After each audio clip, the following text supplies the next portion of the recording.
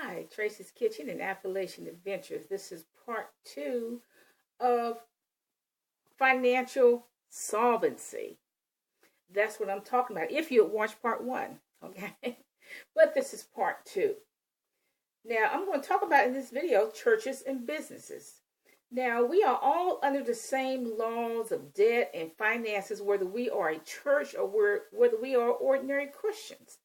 Now, I'm talking to everybody. I'm poor people in particular. I'm talking to Christians because Christians are just as poor as everybody else. And Christians are not financially solvent. A lot of them aren't. Now, John D. Rockefeller said, "It is not how much money I've made, it is how much money I have saved." His mother told him, "Willful waste is woeful want." Now, if we're a person, we have to find out what is the cheapest possible way to do anything. For example, without compromising quality. For example, if we want our roof fixed, we have to get the very best roofer, and we have to compromise on how much to pay them. If you say, "Well, I can get it done for $1,500, well, what you're doing is getting amateurs to do it. Okay? You're getting amateurs to do it, and you're going to have to end up paying another roofer to redo it. To redo what the amateurs did. Now, if you're getting out of prison and you want to start a business, what you have to do is establish your reputation. That's what you have to do. Now,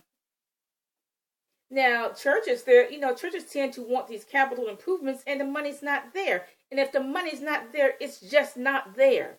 Stop putting pressure on congregations if you want to redecorate the curtains.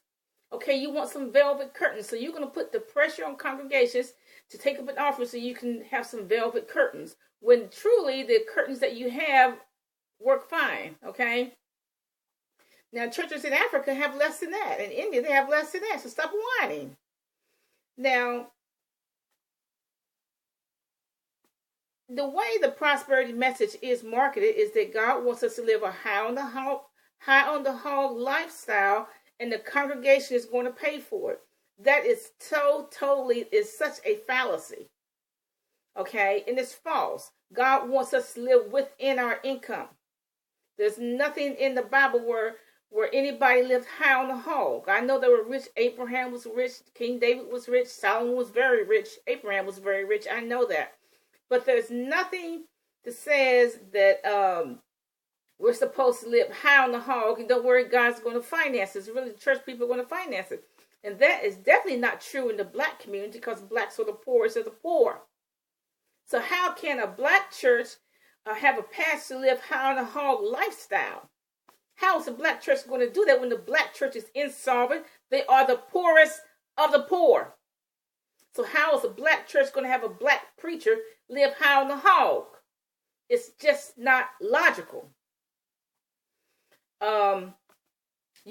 If you have a church or a business, you have to save money on behalf of that business or church. Why? Because you're going to need capital improvements. If you're stupid enough to have a creditor, you're going to have to pay the creditor.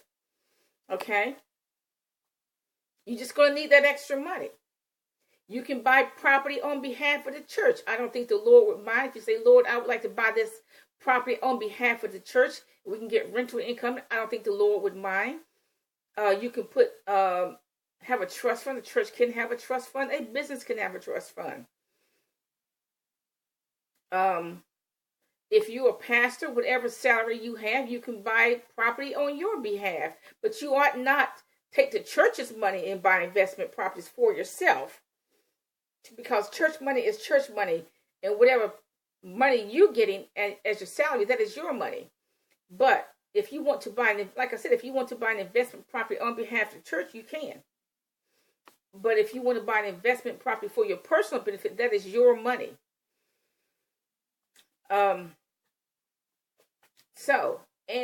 So we as people, we have to live real cheap. The dollar economy. Okay? It's important. Blacks are not financially solvent. And the illegals, they're even worse than we are, because they have an illegal economy. So they're doing worse than we are, actually. When you have an illegal economy, that's worse. So it's important for blacks in particular, black churches and white churches, they're going bankrupt too, to be financially solvent. That is the operative word, financially solvent. Exam time is next, part 3, just a minute.